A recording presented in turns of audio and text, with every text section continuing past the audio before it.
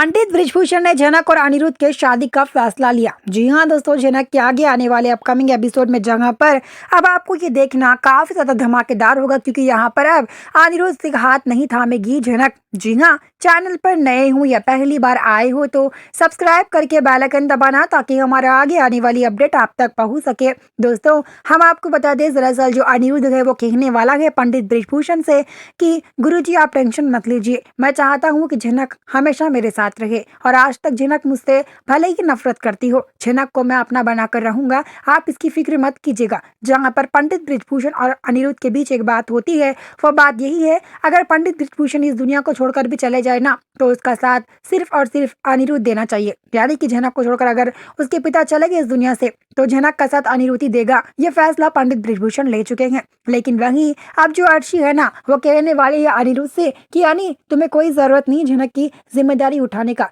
आखिर वो लगती क्या है तुम्हारी। तो अनिरुद्ध बोलता है, मेरी तो क्या लगती है क्या नहीं ये मुझे नहीं पता अर्शी, लेकिन तुम्हारी तो वो बहन है ना, तुम अपनी बहन की इतनी जिम्मेदारी नहीं संभाल सकती हो क्या अर्शी। तो वही अब अर्शी बोलती है इस बात पर, अनी तुम बार बात पर जनक को मेरी बहन क्या कहो मत अनी, मुझे अच्छा नहीं लगता सुनने में भी।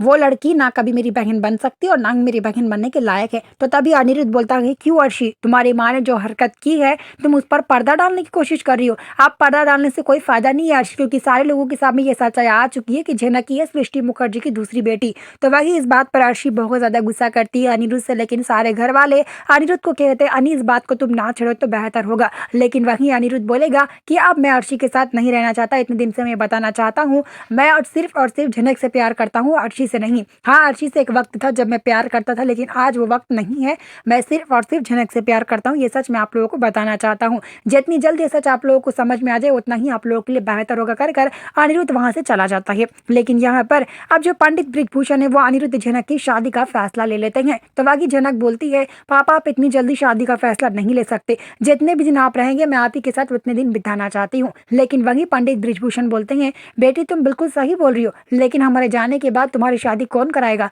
हम चाहते हैं अपनी आंखों से तुम्हारी शादी देखे। यानी कि पंडित ब्रिजभूषण खुद जब तक वो जिंदे हैं तब तक अपनी बेटी की शादी देखना चाहते हैं। जी हाँ, उर्वशी तो अपनी बेटी की शादी देख नहीं पाई, लेकिन यहाँ पर अब पंडित ब्रिजभूषण खुद अपनी बेटी का हाथ अनिरुद्ध के हाथ में थामते हैं, जिसके बाद अर्शी को बड़ा झटका इस बात का लगता है कि दोनों का शादी करने का फैसला हम ले चुके हैं, और इन दोनों की शादी कब होगी ये भी मैं बहुत जल्द बताऊंगा करके आप जनक के पापा जनक से बोलते हैं। लेकिन यहाँ पर शादी में बहुत बड़ा हंगामा होने वाला है, क्योंकि यहाँ पर अर्शी ये शादी होने नहीं देगी। वीडियो को लाइक करना ताकि आने वाला वीडियो मिल सके। मिलते हैं जल्द ही नए वीडियो के साथ।